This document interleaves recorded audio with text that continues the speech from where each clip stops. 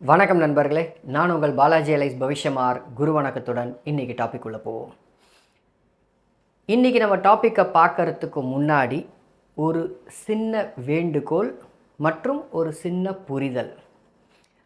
வேண்டுகோள் என்ன அப்படின்னா, ஒரு ஜாதகத்தை நம்ம போர்டில் போடுறோம் அப்படின்னா அந்த ஜாதகருடைய குணாதிசயங்களான ஒரு சில அப்பட்டமான ஒரு சில குணாதிசயங்களை வெளியில் விமர்சிப்பது, நான் சொல்கிறது புரியுதுங்களா, வெளியில் விமர்சிப்பது அநாகரிகமாக இருக்கும்.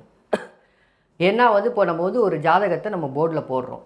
அப்போ அந்த போர்டில் போடும்பொழுது அந்த கண்டென்ட்டு நம்ம அது என்ன ஒரு கண்டென்ட் இருக்கோ அந்த கண்டென்ட்டுக்குள்ளே மட்டுமே நம்ம ஸ்டிக் ஆன் பண்ணிக்கிட்டு இருக்கிற வரைக்கும் பிரச்சனை கிடையாது. அந்த கண்டென்ட்டை மீறி இவர் இப்படி அவர் அப்படின்னு நல்ல இவ்வளோ பெருசுக்கு கமெண்ட்டு, அதாவது கேட்கலை யாரும் அந்த அளவுக்கு பெரிய கமெண்ட்டு போடுங்கன்னு கேட்கலை. அவ்வளோ பெரிய கமெண்ட்டை பேஜாக கமெண்ட்டை போடுறதை தயவு செய்து தவிர்த்து கொள்ளவும். நான் சொல்கிறது புரியுதுங்களா? கண்டென்ட்டுக்குள்ளே மட்டும் இருங்க. ஏன் அந்த கண்டென்ட்டுக்குள்ளே மட்டும் இருங்கன்னா, தேவையில்லாத வாக்குவாதங்களையும் விவாதங்களையும் நம்ம தவிர்க்கலாம். இதுதான் ரொம்ப நிதர்சனமான உண்மை. இது ஒரு வேண்டுகோள். அண்ட் ரெண்டாவது, இது நாகரிகம். அந்த ஜாதகர் அந்த ஜாதகத்தை சரி நீங்கள் யூஸ் பண்ணிக்கங்க அப்படின்னு அவர் கொடுக்குறார். அப்போ அவர் கொடுக்குறார் அப்படின்னா அவருடைய நம்பிக்கையை நான் காப்பாற்ற வேண்டும், நீங்களும் காப்பாற்ற வேண்டும். இது ரொம்ப பேசிக்கான ஒரு சில விஷயம். இது வேண்டுகோள். புரிதல். சரி, ஃபஸ்ட் அண்ட் ஃபார்மோஸ்ட்டு நான் குருஜியோட காம்படிட் பண்ணலை. அதாவது ஒரு சில கமெண்ட்டுகளை வாசிக்க நேர்ந்தது. பழைய வீடியோவில், பழைய போட்ட வீடியோவில் குருஜியுடன் போட்டி போடுகிறீர்கள், குருஜியோட காம்படிட் பண்ணுறீங்க. இல்லை சார், நான் அவரை பார்த்து ஒரு சில ஜோதிடங்கள் கற்றுக்கொண்டேன். இன்னும் எனக்கு அவர் குரு தான். புரியுதுங்களா? எனக்கு அவர் குரு தான். அதாவது அவர் வேண்டுமானால் என்னை சிஷ்யனாக இல்லை என்று பிற்காலத்திலோ அல்லது திரும்பி இன்னும் நியர் ஃப்யூச்சரில் கூட சொல்லலாம். இல்லை சொல்லாமல் மற்றவர்கள் என்னுடைய சிஷ்யர்கள்னு என்னை புறக்கணிச்சிட்டு போகலாம். அது எனக்கு தெரியாது. ஒரு சில ஜோதிட மாணவர்களும் உங்களை தான் அவர் பிளாக் பண்ணிட்டார்ல, டைவர்ஸ் பண்ணிட்டார்ல அப்படின்னு சொல்லக்கூடிய ஒரு சில விஷயம். அவர் தான் பண்ணினாரான்றது தெரியாது, அட்மின்கள் கூட பண்ணியிருக்கலாம். ஓகே, ஸோ இந்த மாதிரி நிறைய இருக்குது. அது நம்மளுடைய புரிதலுக்கு உண்டானது. ஸோ அவரை கூட நான் காம்படிட் பண்ணலை. அவர் கூட அவருடைய கருத்துகளில், அதாவது இதை நீங்கள் எப்படி புரிஞ்சுக்கணும் அப்படின்னா, அவர் 40 வருடம் எக்ஸ்பீரியன்ஸ் அப்படின்னு அவர் சொல்கிறார். நான் நம்புகிறேன், நிதர்சனமாக நம்புகிறேன். அந்த எக்ஸ்பீரியன்ஸ் மேட்ச் பண்ண முடியாது. ஆனால் ஜோதிடத்தை கற்றுக்கொள்ள 250 வருஷங்கள், அதாவது 2.5 ஆயுள் தேவை அப்படின்றதையும் சொன்னவர் அவர் தான். மூல புஸ்தகங்களையும் இருக்குது. 2.5 தசாபுக்தி கணக்குகள் ஃபுல்லாக ஓடணும் அப்படின்னு சொன்னவர். 2.5, அதாவது 300 வருடங்கள் இந்த மாதிரின்றதும் அமைப்பு. ஸோ அப்போ இங்கே என்ன நடக்குதுன்னா, அவரும் அவருக்கு தெரிந்ததை தான் சொல்கிறார் அப்படின்றது தான் இங்கே நிதர்சனமான உண்மை. வேணுமானால் நம்மளை விட அவருக்கு இன்னும் கொஞ்சம் கூடுதலாக தெரிந்திருக்கும். அதற்காக எல்லாம் கரை கடந்து விட்டோம் அப்படின்றது அவருக்கும் கிடையாது. இது நிதர்சனமான உண்மை, மறுக்க முடியாது. அண்ட் ரெண்டாவது, இதில் இன்னொரு ஒரு சில விஷயங்கள் நீங்கள் புரிஞ்சிக்காமல், அதுவும் ஜோதிட மாணவர்கள் இன்னொன்று சொல்கிறேன், ஜோதிட மாணவர்கள் அப்படின்னு ஒரு குறிப்பிட்ட ஒரு 10 ஐடி தான் வருது. அந்த 10 ஐடியில் ஒரு குறைஞ்சபட்சம் ஒரு 5 ஐடி ஒரு வருடத்துக்குள் கிரியேட் ஆன ஐடிகள் தான். அதில் பின்னணியில் இருப்பவர்கள் யார் என்று கொஞ்சம் லேசாக தெரிகிறது. அதையும் சேர்த்து சொல்லிடுறேன். நம்ம அவ்வளவு வெள்ளேந்தியாக இல்லை, வெள்ளைச்சட்டை போட்டுட்டு இருக்கிறதுனால வெள்ளேந்தியாக இல்லை. சரி, அதை விடுவோம். ஸோ அப்போ இந்த 40 வருஷம் எக்ஸ்பீரியன்ஸில் கடந்த 2 வருடங்களாக அவர் சாரம் இல்லை அப்படின்னு சொல்லிட்டு வர்றார். அது அவருடைய புரிதல், அதில் நான் எந்த குறையும் சொல்லலை. அது அவருடைய அமைப்பு. என்னுடைய அமைப்பு, எல்லா முறையையும் நம்ம மதிக்கணும். எல்லா முறைகளையும், உதாரணத்துக்கு நான் குருஜியை ஃபாலோ பண்ணுறேன், ஜிகே ஐயாவை ஃபாலோ பண்ணுறேன், திண்டுக்கல் சின்ராஸ் ஐயாவை ஃபாலோ பண்ணுறேன். என்னுடைய நண்பர்கள் ஒரு சில பேரை ஃபாலோ பண்ணுறேன். ஏன்னா அவர்களும் ஒரு சில சமயத்தில் எனக்கு குருவாக இருந்திருக்கிறார்கள், என்னுடைய நண்பர்கள். ஏன்னா நம்ம ஒரு விஷயம் ஒருத்தர்கிட்டேருந்து கற்றுக்கிறோன்னா உடனே அவர் குருவாக மாறி விடுகிறார்ன்றது தான் நிதர்சனமான உண்மை. அந்த மாதிரி ஓப்பன் மைண்டடாக இருக்கும் பொழுது தான் ஒரு சில விஷயங்கள் தெரியும். ஜிகே ஐயா சொல்லக்கூடிய ஒரு சில விஷயங்கள் குருஜி கிட்ட பொருந்தாமல் இருக்கலாம். சின்னராசு ஐயா சொல்லக்கூடிய விஷயங்கள் குருஜி கிட்ட பொருந்தி வரலாம். குருஜி சொன்ன ஒரு சில விஷயங்கள் இவங்க 2 பேர்கிட்டையும் பொருந்தாமல் இருக்கலாம். அதை பிரித்து பார்த்து உங்களுடைய புதனுக்கு வேலை கொடுக்க வேண்டியது உங்களுடைய கடமை. நான் இதுதான் இதெல்லாம் இல்லை அப்படின்றது கிடையாது. இப்போ அவர் சாரம் இல்லைன்னு சொல்லும் பொழுது பாரம்பரிய முறையில் சாரம் உண்டு அப்படின்ற அடிப்படையில் தான் சொல்கிறேனே தவிர அவரை எதிர்க்கவில்லை. அண்டர்லைன் பண்ணிக்கங்க, அவரை எதிர்க்கவில்லை. அவருடைய கருத்துக்கு நான் மேலே ஒரு கருத்து வச்சு நான் இப்படியான அப்படியான அந்த எண்ணமெல்லாம் எனக்கு இல்லவே இல்லை. ஸோ இதை ஒரு அமைப்பாக சொல்கிறேன். அண்ட் 2வது ஒரு சின்ன கேள்வி. இந்த எக்ஸ்பீரியன்ஸ் குருஜி வருவதற்கு மிகப்பெரிய காரணம் அவர் கடந்த காலத்தில் சொன்ன பலன்கள். அதை உங்களால் இல்லைன்னு மறுக்கவே முடியாது. ஒருத்தரிடம் உண்மை இல்லை என்றால் இத்தனை பெரிய கூட்டமோ அல்லது இத்தனை மக்களோ அவரிடம் ஜாதகம் பார்க்க மாட்டார்கள் அப்படின்றது நிதர்சனமான உண்மை. அப்போது 2 வருஷத்துக்கு முன்னாடி வரைக்கும் சாரம் வழியாக பலன் சொன்ன அத்தனை பலன்களும் பொய்யாகி விட்டதா அப்படின்ற கேள்வியை நான் வைப்பேன். அவருடைய லைவ் போய் பாருங்கள். 3 வருஷம் 2 வருஷம் 3 வருஷத்துக்கு முன்னாடி அவர் பண்ணின லைவை போய் பாருங்கள். இல்லைனா கூட நிறைய இருக்குது. நான் சொல்கிறது நேரடி ஃபோன் லைவ் கிடையாது. ஃபோன் லைவ் அவர் இப்போ ஆரம்பித்தது. அதுக்கு முன்னாடி இருக்க லைவ் பாருங்கள், சூப்பராக இருக்கும். நான்லாம் அதை பார்த்து வளர்ந்தவங்க. ஒரு சில ஜோசியத்தில் எனக்கு புலப்படாத ஒரு சில விஷயங்கள் அதை வச்சு தான் எனக்கு புலப்பட்டது அவருடைய அணுகுமுறையில். அவர்கிட்ட இருக்கக்கூடிய 100 விஷயங்களில் கண்டிப்பாக ஒரு 15லேருந்து 20 விஷயங்களில் எனக்கு முரண்பாடு உள்ளது. இதுக்கு நீங்கள் ஒத்துக்கிட்டு தான் ஆகணும் அப்படின்னு நீங்கள் நீங்கள் ப்ரூவ் பண்ணணுன்ற அவசியம் இல்லை. ஏன்னா நீங்கள் குருஜியை மட்டுமே ஃபாலோ பண்ணுறீங்க.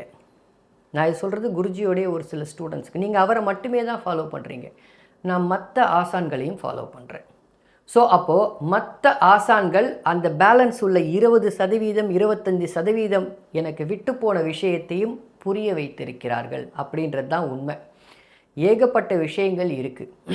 அதனால் அதுக்குள்ளே நம்ம போக வேண்டாம் அப்படின்றது தான் இருக்கிறதுலையே நிதர்சனமான உண்மை. சரி, கண்டென்ட்டுக்கு வருவோம். ஒரு சில பேர் வேணால் போட்டுருங்க கண்டென்ட் ஸ்டார்ட்ஸ் நவ் அப்படின்னு. ஆனால் இதுக்கு முன்னாடி சொன்னதை கண்டிப்பாக நீங்கள் பார்த்தே ஆகணும்.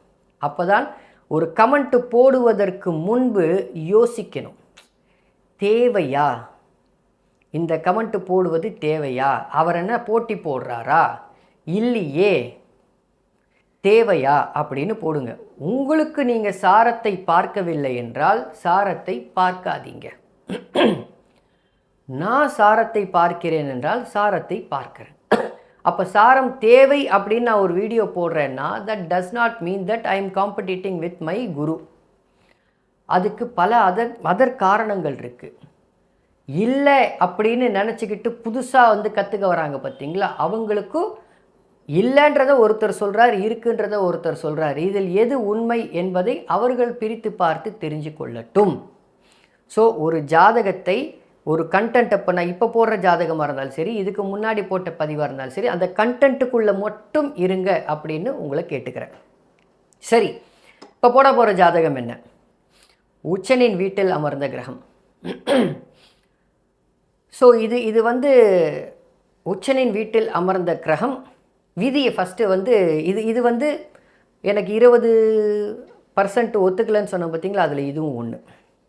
அதாவது உச்சம் பெற்ற கிரகம் அதன் தன்மையை தான் செய்யும், நன்மையை செய்யும் என்ற அவசியம் இல்லை அப்படின்னு சொன்னார் குருஜி சொன்னார். இதில் 100% உண்மை.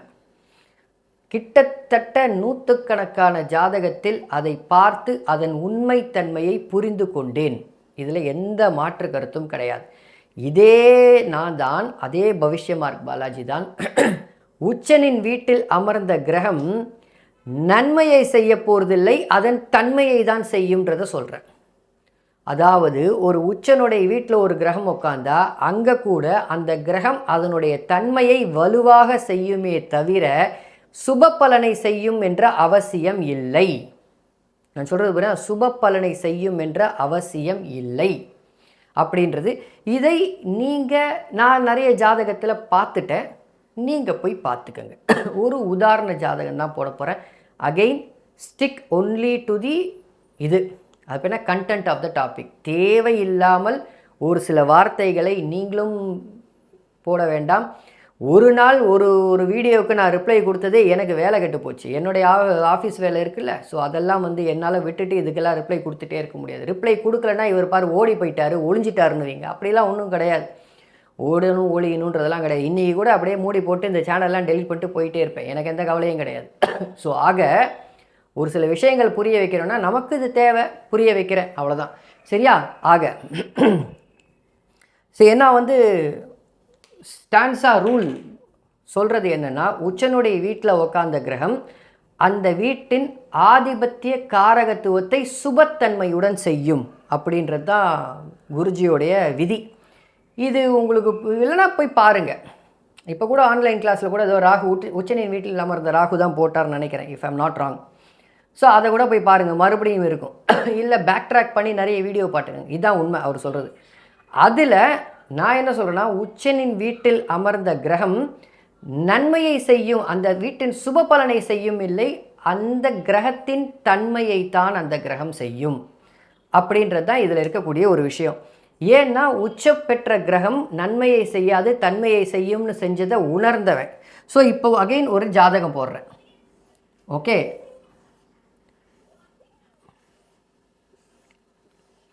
ஸோ இந்த ஜாதகத்திலும் பார்த்தீங்கன்னா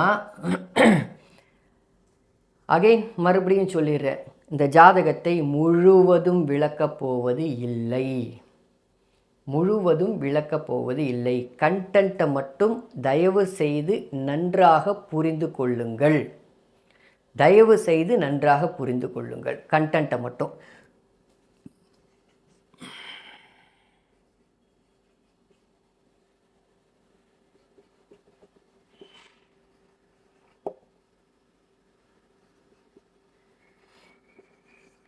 ஆப்ஷனலாக இன்னொன்று சேர்த்து விளக்கிடுறேன்.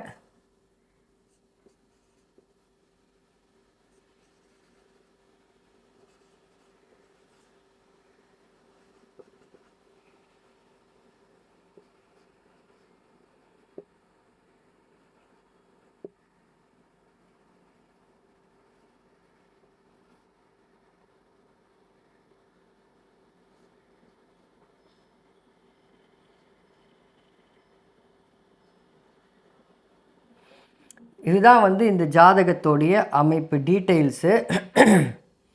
ஒரு நிமிஷம், அடிப்படை விவரங்களையும் கொடுத்துட்றேன். 11/11/1986, 1846,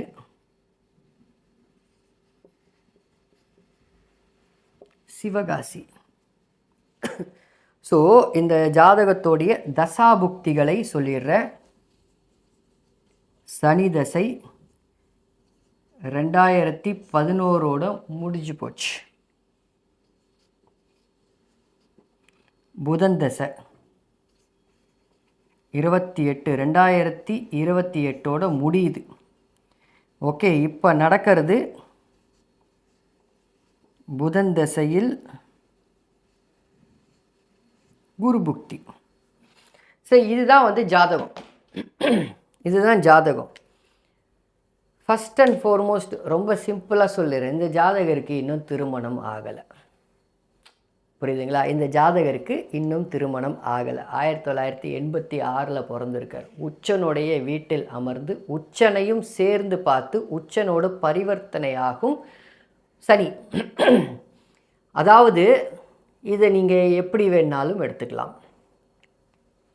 ரொம்ப சிம்பிளாக. அதாவது இதை நீங்கள் அதாவது 7ஆம் அதிபதியை சனி பார்த்து, லக்னத்தை சனி பார்த்து அப்படின்னு எடுத்துக்கிட்டாலும் சரி, அது சனியோடைய தன்மை. ஓகே, அது சனியோடைய தன்மை. அப்படி இல்லை 7ஆம் வீட்டில் உக்காந்து சனி கெடுக்கிறார் அப்படின்னு எடுத்துக்கிட்டாலும் சனியோடைய தன்மை. ஓகே, இதை ஞாபகம் வச்சுக்கோங்க. 2011ஓட அந்த சனி தசை முடிந்து விட்டது அப்படின்றதையும் கூட சேர்ந்து வச்சுக்கோங்க. அப்போ இங்கே என்ன நடக்குது? படிக்கிற காலகட்டத்தில் சனி தசை, படிக்கிற காலகட்டத்தில் சனி தசை ஒரு சில படிப்புகளில் டிஸ்டர்பை கொடுக்கத்தான் செஞ்சது. ஓகே, அதன் பின்பு புதன் தசை. இப்போது தசாநாதனுக்கு உட்பட்டு தான் புக்திநாதர்கள் அப்படின்றது தானே பொதுவான ஒரு கருத்தாக நம்ம வச்சுருக்கோம். தசாநாதனுக்கு உட்பட்டு புக்திநாதர்கள். புக்திநாதர்கள் தனித்து இயங்கி தானாக செயல்பட முடியாது, தசாநாதனுக்கு உட்பட்டு. அப்படின்னும் போது நடக்கக்கூடிய இந்த புதன் தசையில் நல்லா புரிஞ்சுக்கோங்க, இந்த புதன் தசை குரு மற்றும் சுக்கிரனுடைய தொடர்பில் சுபத்துவமாக லக்னத்திற்கு 6ஆம் இடத்தில் இருக்கக்கூடிய இந்த புதன் தசை 6ஆம் வீட்டு சுப ஆதிபத்தியத்தை மட்டுமே தான் செய்ய கடமைப்பட்டிருக்கு. இதுதானே அடுத்தது சுபத்துவத்தோடைய விதி. 6ஆம் வீட்டில் அமர்ந்த சுப கிரகம் 6ஆம் வீட்டு சுப பலனை மட்டும்தான் செய்யும், லக்னாதிபதிக்கு உட்பட்டு. இதுதான் நம்ம லக்னாதிபதியும் மூலத்திரிகோணத்தில் இருக்கார், ஜம்முன்னு லக்னத்துக்கு 6ல் மறைஞ்சிருக்கார், பரவாயில்ல, ஸ்தான பலத்தில் இருக்கார், மூலத்திரிகோணத்தில் இருக்கார். இன்னும் சொல்லப்போனால் இவர் அஸ்தமனம் கூட ஆகலைன்னு நினைக்கிறேன். ஆமாம், இந்த இடத்துல அஸ்தமனம் கூட ஆகலை. 25 டிகிரியில் ஆகவர்.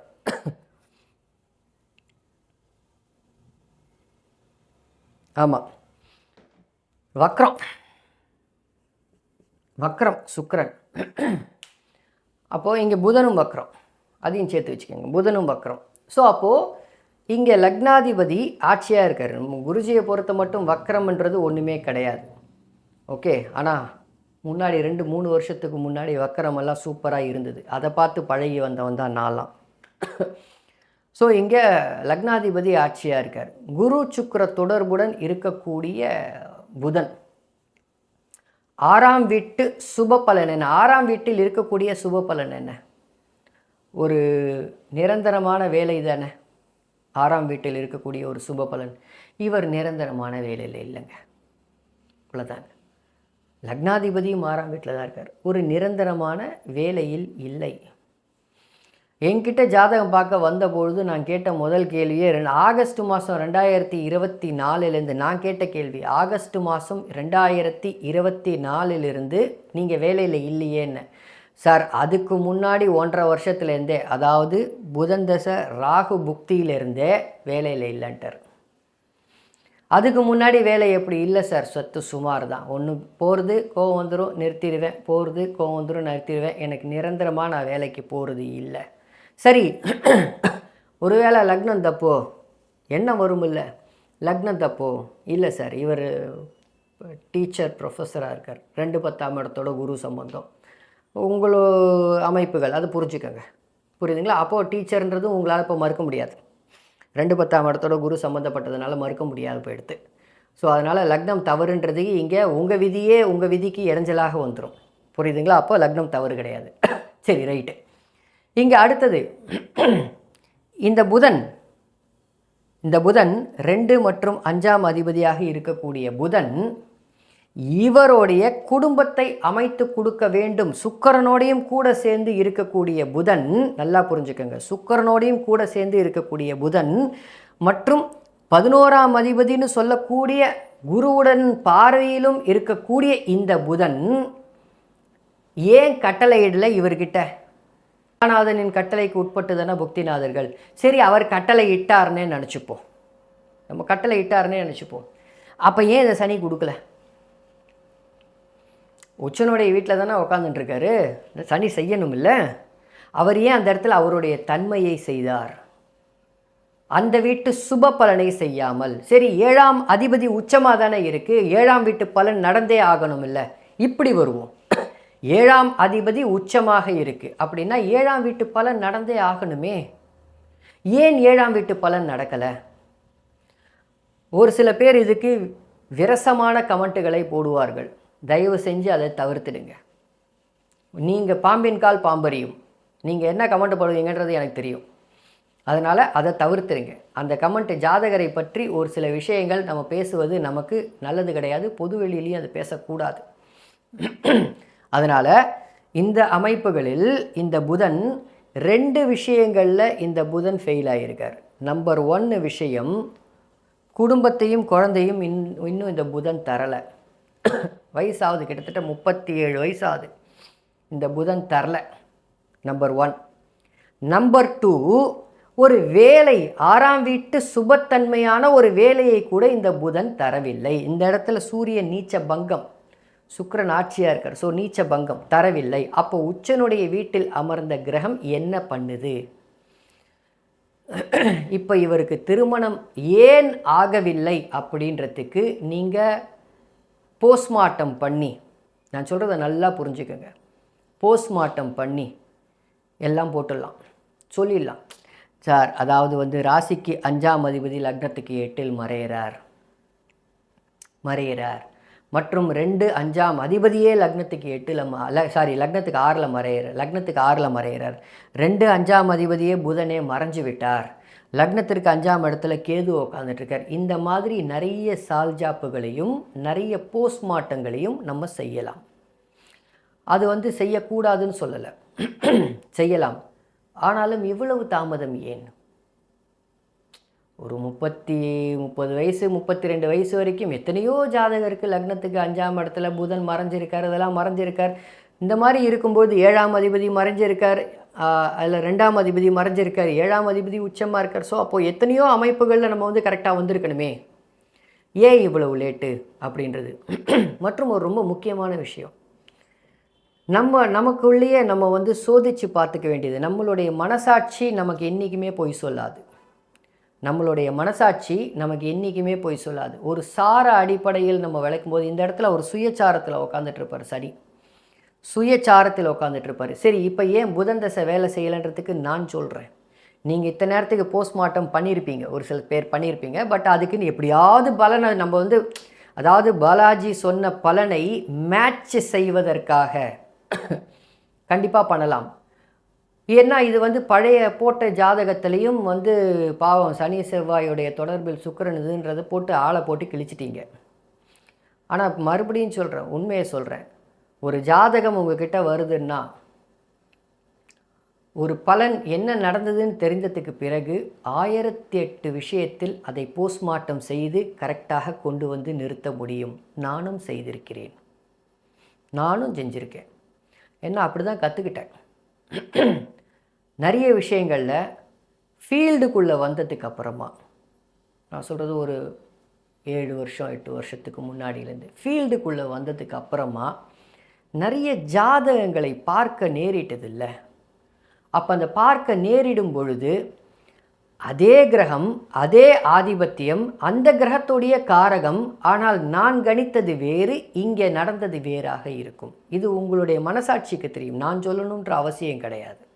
அடடே, நம்ம ஒன்று நினச்சோம், அதே ஆதிபத்தியம் தான், ஆனால் அதே கிரகத்துடைய காரகம் தான், ஆனால் வேறு நடந்திருக்கே அப்படின்றது. நான் பலனை சொன்னதுக்கப்புறம் பத்தியா இந்த ஆதிபத்தியம் தான், இந்த காரகம் தான், 3 7 11 தான் அப்படின்னு நம்ம நிறைய கம்பு சுற்றலாம். அதில் எந்த மாற்று கருத்தும் கிடையாது. ஆனால் எல்லாருக்கும் 3 7 11ஆம் இடம் பாதிக்கப்பட்டிருக்குமான்றது தான், பாதிக்கப்பட்டு அதனுடைய தொடர்பில் இருக்கிறது நடக்குமான்றது தான் இங்கே கேள்வி.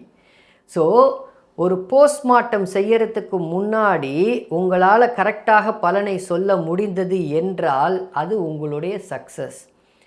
இல்லை, நான் போஸ்ட்மார்ட்டம் பண்ணுறதுக்கு முன்னாடியே நான் கரெக்டாக தான் சொல்லினேன்னு என்னுடைய பலனை கேட்ட பின்பு, நீங்கள் என்னுடைய டீட்டெயில்ஸை கேட்ட பின்பு, இவருக்கு ஏன் வேலை சரியாக கிடைக்கல, என்ன பண்ணலை, ஏன் நடக்கலைன்ற கேட்ட பிறகு நீங்கள் செஞ்சீங்கன்னா அதுக்கு பேர் போஸ்ட்மார்ட்டம் தான். அது உங்களை நீங்களே ஏமாற்றிக் கொள்வதற்கு அமைப்பு. சரி, பட் இந்த புதன் அவரை பிஹெச்டி படிக்க வச்சுது, இந்த புதன் அவரை பிஹெச்டி படிக்க வச்சுது. யூ இஸ் அ டாக்டரேட், அதையும் சேர்த்து சொல்லிடுறேன். ஆனால் நான் சொன்ன பலன் இவருக்கு, சார் புதன் தசை உங்களுக்கு நிலையாக இல்லை, 6ஆம் வீட்டில் உட்கார்ந்து 6ஆம் வீட்டில் சுபத்தன்மையான ஒரு வேலையை நிரந்தரமாக தரவில்லை அப்படின்றத நான் சொன்னேன் அவர்கிட்ட. ஆமாம் சார், இல்லை 2.5 3 வருஷமாக இப்போ நான் வேலை இல்லாமல் தான் உக்காந்துக்கிட்டு இருக்கேன்னார். போஸ்ட் டாக்டரேட் ஏதாவது படிக்கலாமான்னு உட்காந்துட்ருக்கேன் அப்படின்னார். ஏன் நான் சொன்னேன், எப்பவுமே நான் சொல்கிற ஒரு சில விஷயங்கள் தான். 6 8ஆம் அதிபதி அவர் அந்த 6 8ஆம் அதிபதி எந்த கிறுக்கனாக இருந்தாலும் பரவாயில்ல. அது என்ன குரு சுக்கிரன் அப்படின்னா அந்த 6 8ஆம் அதிபதிக்கு தனியாக கொம்பு முளைத்து விட்டதா என்ன? அப்படிலாம் ஒன்றும் கிடையாது. சுபகிரகங்கள், இயற்கை சுபகிரகங்கள் 6 8ஆம் அதிபதியாக வந்தால் கெடுப்பலனை செய்ய மாட்டாரா? இல்லை. ஒரு வருஷத்துக்கு முன்னாடி வரைக்கும் போய் பாருங்கள், குரு பார்வை சுக்கிர பார்வைன்னு தான் எல்லாரும் சொல்லிக்கிட்டு இருந்தாங்க. நான் 6 8ஆம் அதிபதினு குதித்த பிறகு தான் இப்போ எல்லாரும் வராங்க. இதை கூட ஒரு சில பேர் நான் என்னை சுயத்தம்பட்டம் அடித்துக் கொள்கிறேன் அப்படின்னு சொல்லுவாங்க. அவங்களுக்கெல்லாம் புரியலை. I am open to all. நான் இன்னொரு ஆசானை மதித்து அவரிடம் என்னால் கற்றுக்கொள்ள முடியும். ஆனால் உங்களால் முடியுமான்றது தான் இங்கே கேள்வி. உங்களால் வெளியில் வர முடியுமா? அதுலேருந்து கற்றுக்கொள்ள முடியுமா? அடுத்த விஷயத்தை நமக்கு என்ன புரியலைன்றதை எடுத்துக்க முடியுமான்றது தான் கேள்வி. ஏன்னா எந்த ஒரு முறையாக இருந்தாலும் ஒரு முட்டு சந்தில் போய் நிற்கும். எந்த ஒரு முறையாக இருந்தாலும் முட்டு சந்தில் நிற்கும். அது ஏன்னா ஜோதிடத்தின் அவ்வளோ ஜோசியத்தை நம்ம அவ்வளோ சீக்கிரத்தில் கற்றுக்க முடியாது. இதுதான் ரொம்ப ரொம்ப நிதர்சனமான உண்மை. எந்த முறையாக இருந்தாலும் சரி, ஜிகே ஐயா முறையாக இருந்தாலும் சரி, குருஜி முறையாக இருந்தாலும் சரி, அதுக்கப்புறம் லக்ஷயா ஏஎல்பி முறையாக இருந்தாலும் சரி, நான் தனியாக ஒரு முறை வச்சுருக்கேன், அந்த முறையாக இருந்தாலும் எந்த முறையாக இருந்தாலும் போய் முட்டு சந்தில் போய் நிற்கும். என்னடா அது நம்ம ஒன்று சொல்கிறோம், அது வேறு ஒன்று நடக்குது. ஃபீல்டுக்கு வரும்போது தான் அது புரியும். ஆயிரக்கணக்கான ஜாதகங்களை நீங்கள் பார்க்கும்போது தான் உங்களுக்கு புரியும். சரி, 6 8ஆம் அதிபதியின் தொடர்பு மற்றும் புதன் இந்த இடத்துல 28 டிகிரியில் குருவுடைய சாரத்தில் இருக்க, குருக்கு சாரம் கொடுத்தது ராகு. அந்த ராகு புதனுக்கு சஷ்டாஷ்டகமாக இருக்கார், நிலையாக இருக்காது. இதுதான் உண்மை. இதில் ஒரு சில பேர் கூட கேள்வி கேட்டாங்க. எப்படி கேள்வி கேட்டாங்கன்னா, எதுக்கு சார் நீங்கள் புதனுக்கு குருக்கு சாரம் கொடுத்தது, அதாவது சாரம் கொடுத்தவனுக்கு சாரத்தை ஏன் எடுக்கிறீங்கன்னு கேட்டாங்க. எல்லா புக்தியிலும் அந்த கிரகத்துடைய அந்தரம் வரும் இல்லையா? இப்போ யோசிங்க, எல்லா புக்தியிலும் அந்த கிரகத்துடைய அந்தரம். இப்போ ஒரு உதாரணத்துக்கு இந்த குருவே இங்கே இருக்கார் அப்படின்னா நான் போகமாட்டேன், அதுக்கு மேலே போகவே மாட்டேன். ஒரு உதாரணத்துக்கு சொல்கிறேன். இந்த குருவே இந்த இடத்தில் அவர் சுயச்சாரத்தில் பூரட்டாதி 4ஆம் பாதத்தில் இருந்திருந்தார்னா, நான் ராகுவோடைய குருக்கு யார் சாரம் கொடுத்தான்னு சொல்லிட்டு அந்த சாரம் கொடுத்தவனுக்கு நான் போக மாட்டேன். ஏன் போக மாட்டேன்னா அது குருவோட முடிஞ்சு போச்சு. குருவே அந்த குரு அந்தரம், குரு புக்தி, குரு அந்தரம், குருவுடைய சூட்சமம், குருவுடைய பிராணனத்திலேயே கெடுக்க போகுதுன்றது தெரிஞ்சு போச்சு. போகமாட்டேன். இது கெடுக்கலைன்னா அதுக்கப்புறம் யார் கெடுக்க போகிறாங்கன்றதுக்கு தான் நான் போகிறது. இது எல்லாமே பார்க்கணும், பார்க்காம இருக்க முடியாது. இதுதான் உண்மை. ஜோசியம் அவ்வளோ சிம்பிள் கிடையாது, ரொம்ப ரொம்ப நிதர்சனமான உண்மை. ராசிக்கும் இந்த இடத்துல 8ஆம் அதிபதி புதன். ராசிக்கும் 8ஆம் அதிபதி புதன். ராசிக்கு 8ஆம் அதிபதியாக இருக்கக்கூடிய புதன் இங்கே பாருங்க, ராசிக்கும் 8ஆம் அதிபதி மற்றும் புதன் என்ற வீட்டுக்கு அவரே 12ஆம் அதிபதி மற்றும் பாக்கிய அதிபதி 9ஆம் அதிபதி. ஸோ எத்தனை காம்பினேஷன்ஸ் வருது பாருங்கள். புதன் என்ற வீட்டுக்கு பாதகாதிபதியுடன் தொடர்பு. எல்லாமே பார்க்கணும் சார், எல்லாமே பார்க்கணும். பார்த்தா தான் ஜோதிடம் வரும். ஸோ அதனால் அந்த பலனை அவருக்கு நான் சொன்னேன், கரெக்டாக தான் இருந்தது. ஸோ அப்போ உச்சனுடைய வீட்டில் அமர்ந்த இந்த சனி ஏன் செய்யவில்லை அப்படின்றதில் ஒரு மிக அமைப்புகள் இருக்குது. என்னை நம்ப வேண்டாம், இவ்வளோ பெருசு நீங்கள் கமெண்ட் போட வேண்டாம். ஏன் பண்ணலை எனக்கு தெரியும், ஏன் பண்ணலைன்றது எனக்கு தெரியும், எனக்கு விளங்கி விட்டது. நிறைய அமைப்புகள், இன்னும் சொல்லாத அமைப்புகள் இருக்குது, எனக்கு விளங்கிவிட்டது. நீங்கள் எனக்கு விளக்கணுன்றதில்லை, நீங்கள் பல ஜாதகங்களில் பாருங்கள். உச்சனுடைய வீட்டில் அமர்ந்த கிரகமத்தை எடுத்து பாருங்கள். அந்த கிரகம் அதனுடைய தன்மையை தான் செய்யும், நன்மையை செய்யாது, சுப பலனை செய்யாது. ஏன்னா மறுபடியும் உச்சனுடைய வீட்டில் இருக்கிற கிரகம் கலைஞருடைய ஜாதகம் தான் பாவம் மாட்டிக்கிட்டு சிக்குது. அவர் வீட்டில் இந்த இடத்துல செவ்வாய், இந்த இடத்துல குரு உட்காந்துட்ருக்கோம். உச்சனுடைய வீட்டில் 2, இங்கே புதனும் இங்கே குருவும் இருக்கும். ராகுதசை முடிஞ்சு குரு தசை நல்லா இருந்தார் அவர் அப்படின்னு சொல்லுவோம். அதனால் அவர் ஒரு ஜாதகத்தை மட்டும் வச்சுக்க முடியாது. அவர் 9ஆம் வீட்டை பார்த்துக்கிட்டு தசை நடத்துகிறாரு. சரியா? ஸோ இதுதான் பேசிக் அடிப்படை. இந்த பதிவு பிடிச்சிருந்ததுன்னா உங்களுக்கு லைக் பண்ணுங்கள், சப்ஸ்கிரைப் பண்ணுங்கள் இந்த வீடியோவுக்கு. சரியா? பொதுவாகவே தயவு செஞ்சு மறுபடியும் கேட்டுக்கிறேன், ஒவ்வொருவரும் ஒரு விஷயத்தை இதுதான் சரி என்று போடுவதற்கு முன்பு ஆராயுங்கள். இப்போ நான் இதில் இருக்க ஒரு ஜாதகத்தை போட்டு அதில் இருக்கக்கூடிய குறை என்ன, நிறை என்னன்றதை நான் உங்ககிட்ட சொல்கிறேன். நான் சொன்னதுக்கப்புறம் நீங்கள் போஸ்ட்மார்ட்டம் பண்ணி அந்த பலன் தெரிந்ததுக்கு பிறகு போஸ்ட்மார்ட்டம் பண்ணி எந்த பிரயோஜனமும் இல்லை. சரியா? அடுத்த பதிவில் பார்ப்போம். நன்றி நண்பர்களே.